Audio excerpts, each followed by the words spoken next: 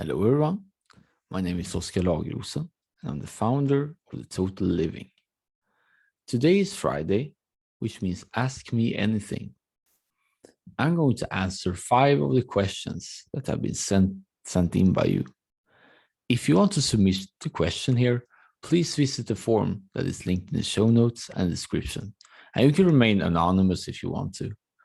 These answers are quite short and condensed, but the question that you send in will be the basis for future blog posts where I answer your questions more thoroughly.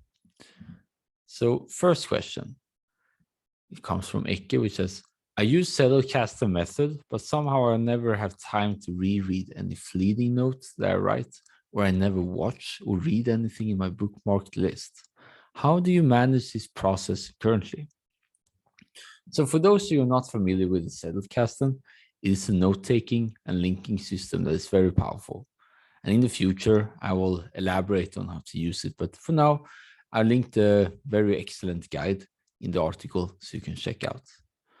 The fleeting notes are examples of references that you want to elaborate upon later, make literature notes and permanent notes, etc. For this reason, the daily update is a perfect time for gathering all the notes and making sure that they are in your trusted system. And you can learn more about the daily update in the link in the article. If you feel like going over them every day is too much, then you can also do it when it's time for the weekly update, which is also in the same post. Worst case, you can also reread and input them every month. The key takeaway is to have a set time regularly when you go over the fleeting notes. So next question from Gustafsson. How does environment affect a person's success, private career, etc.? It's a very good question. And the honest answer is that the environment affects people to a large degree. People have different conditions such as society, upbringing, friends, and network, and even some geographical factors that determines how easy it is to grow. But fortunately, the internet has enabled the democratization of resources to everyone who has access.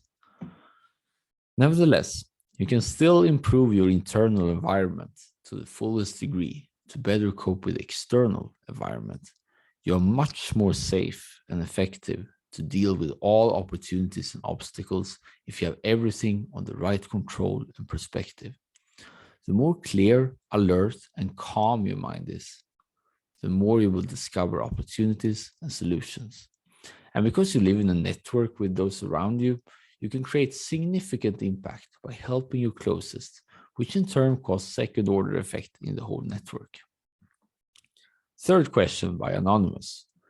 Is there a trade-off between structure and playfulness? And that is the question, the balance between structure and freedom.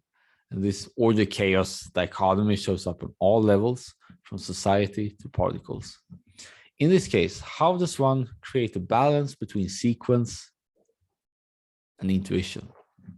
And I will definitely cover that in the near future. But for now, think of your structure as a caring safety net, not a tyrant. The structure holds up everything for you, so you can be free to pursue whatever comes to mind. Think of the little child that they can roam around freely in the sandbox with other children, but can always come back to the parents whenever insecurity shows up. In the same way, the structure is there for you when you most need it, when you feel the slightest sense of unwanted stress. And professional creatives are known for following a schedule, a set time to do their work, could be in the morning or evening, etc. Creativity is by definition messy and thus requires an ordered environment to deal with the mess.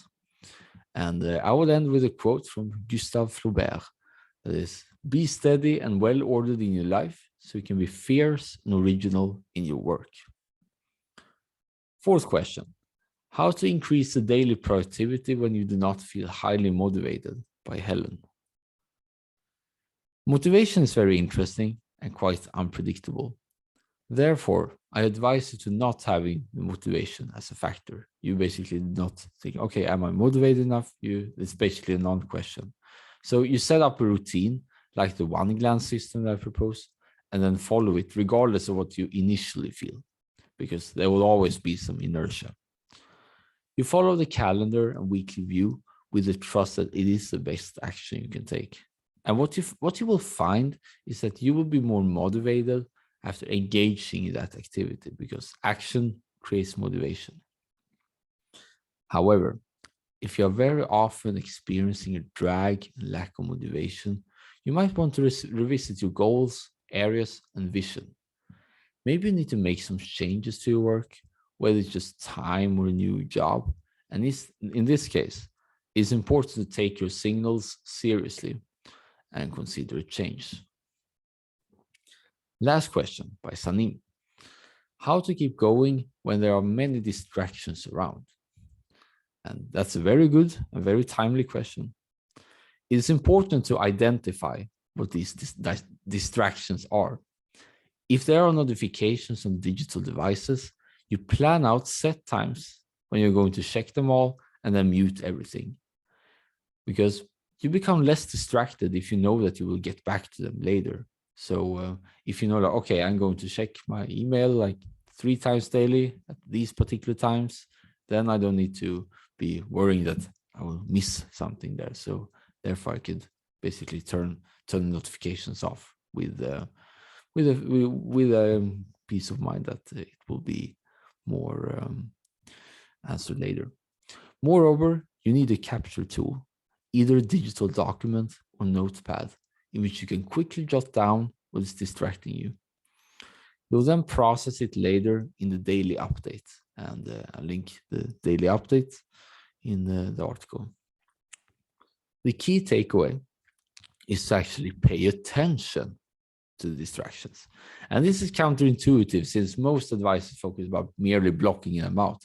But by acknowledging them once, writing them down, decide how to do about them in the future, and then setting time to handle the incoming requests, you can have peace of mind and trust that you will never miss something. And that was all questions for this week.